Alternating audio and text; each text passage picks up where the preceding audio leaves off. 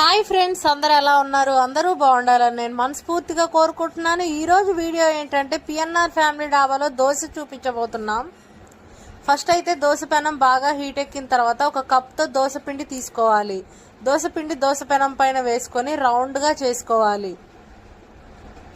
వీడియోలో చూపిస్తున్న విధంగా రౌండ్గా అనుకోవాలి. అండ్ నెక్స్ట్ కట్ చేసుకున్న ఆనియన్స్, పచ్చిమిర్చి అండ్ జీలకర్ర వేసుకోవాలి.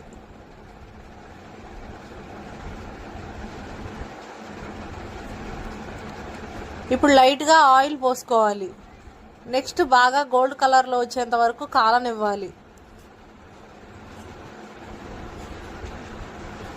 అండ్ ఈ వీడియోని లైక్ చేయండి, షేర్ చేయండి, సబ్స్క్రైబ్ చేసుకోండి. నెక్స్ట్ వచ్చేసి దోశలోకి ఏమేమి చట్నీస్ ఇస్తారో కూడా చూపిస్తానండి. పల్లీ చట్నీ అండ్ అల్లం చట్నీ అండ్ సాంబార్.